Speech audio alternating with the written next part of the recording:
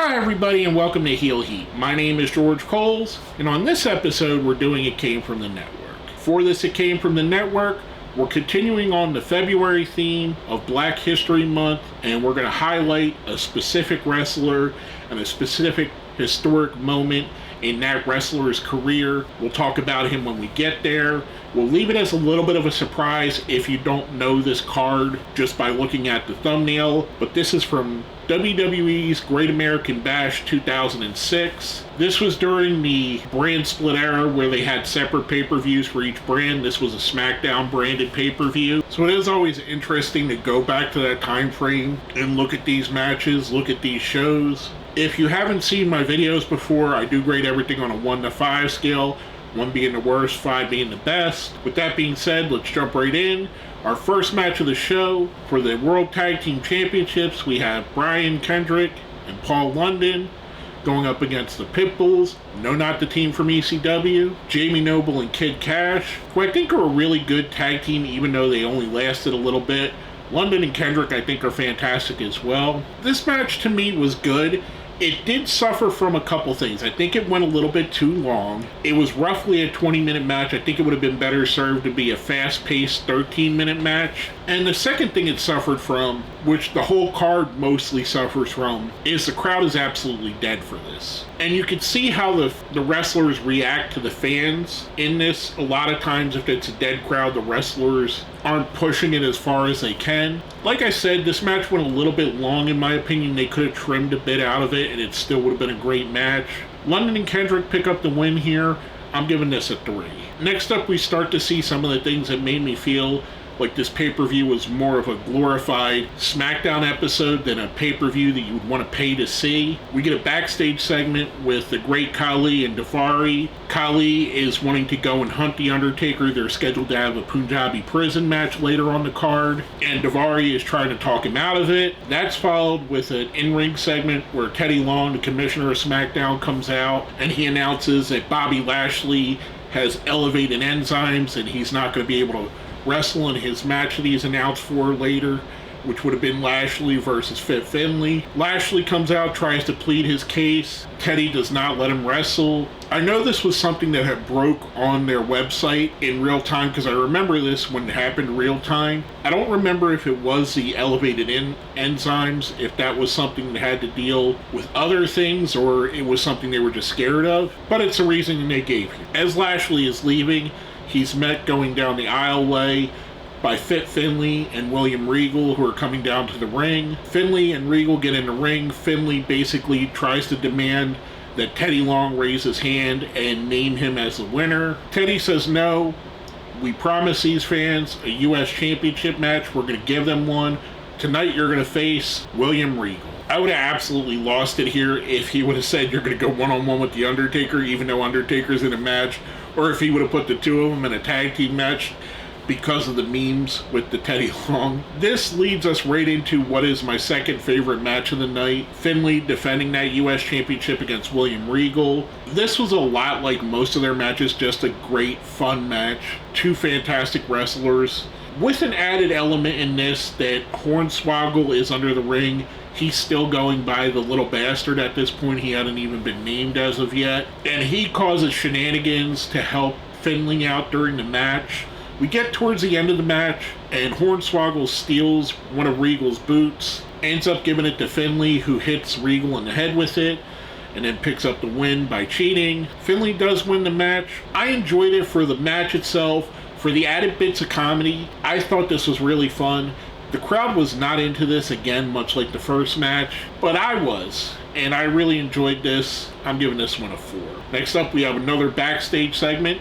You see why I keep saying it reminds me a lot of a SmackDown taping with Rey Mysterio, who's going to defend his World Heavyweight Championship later, and he's talking to Chavo Guerrero Jr., and I kind of forgot just how ham-fisted and how forced the Eddie Guerrero tributes were at the time. I know a lot of people kind of looked at it as exploiting Eddie. I didn't as much, but watching this and watching how just forced it is and how much they bring up Eddie when Rey Mysterio is a champion, we should be talking about Rey. Chavo mentions that Eddie wanted to win the championship one more time, and now that Rey has won it, he's defending Eddie's honor, which there's a point where it goes from honoring a friend to exploiting a friend. And I don't know that either man felt like they did that. Like I said, it does feel a little ham-fisted here. It's different than doing the Three Amigos and doing the little shimmy that Eddie does.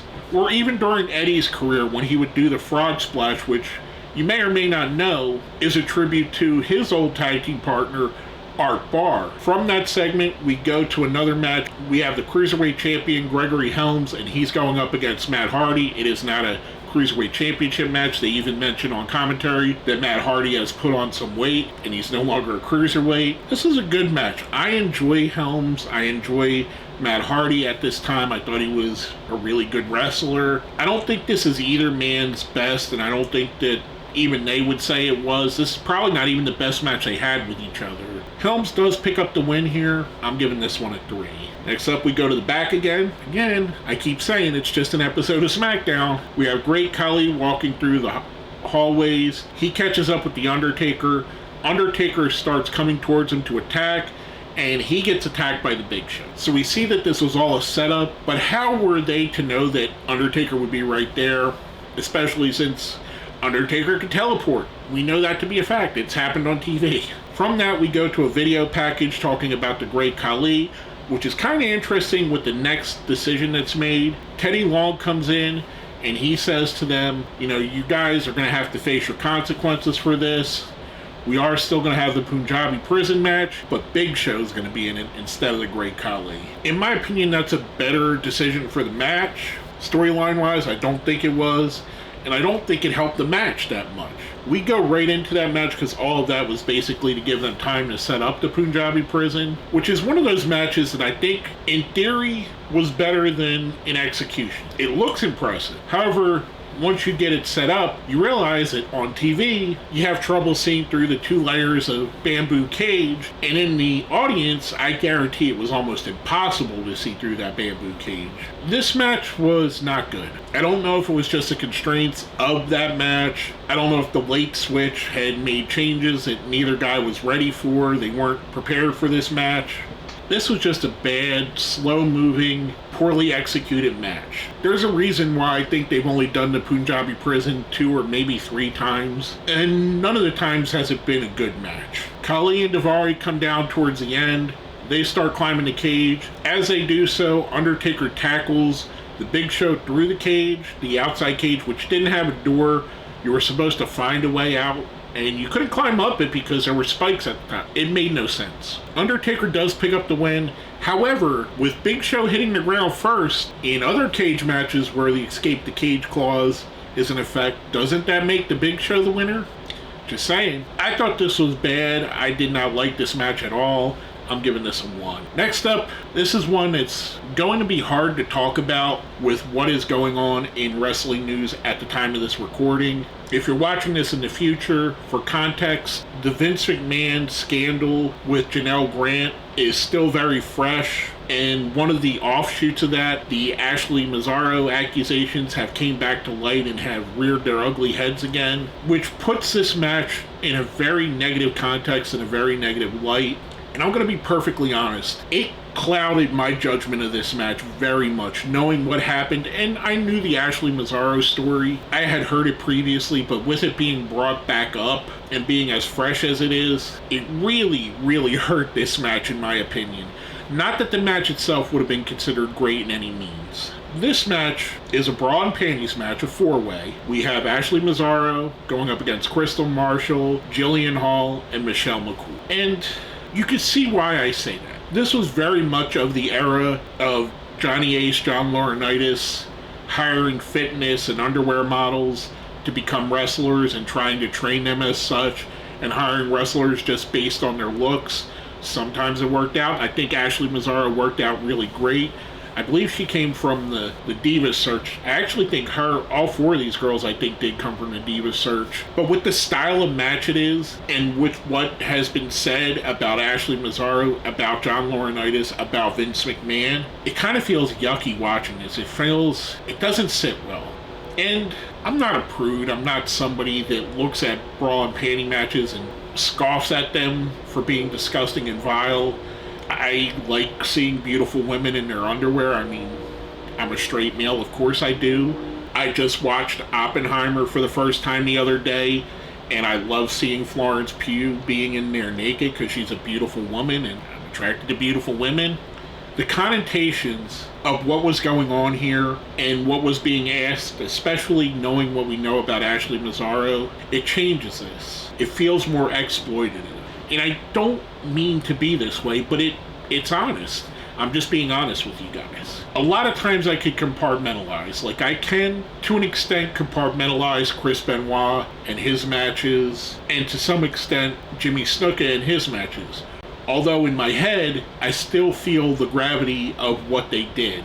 I haven't really, since the allegations, gone back and watched anything heavily involved with Vince McMahon, and I'm kind of scared to do so because I think it's going to taint my thoughts of these, much like this is very much tainted. Ashley does pick up the win here afterwards. Her and Jillian Hall strip down to their underwear just because they're the faces in the match. For the very icky feeling and the seriousness of the allegations and everything, I'm giving this a 1. I just can't enjoy it. I wish I could. I really do. But yeah, it is what it is. Now, going from that, I'm going to try and switch gears very quickly here to the reason why I decided to watch this pay-per-view, and the reason for this being in theme. We have Rey Mysterio defending the World Heavyweight Championship against King Booker. And as you may guess, King Booker is a reason for this. King Booker with his wife, the beautiful Queen Sharmell, are two reasons why at this point I really loved what was going on SmackDown. I think this is some of Booker T's best work. I love the extra that Sharmell brought to this. I think she added so much to the presentation. This was a really fun match. These are two guys that, when you look at it in the context of the time, two of the best in-ring wrestlers there is. I really enjoyed this, and this was the first time during the whole show that the crowd was really into the match.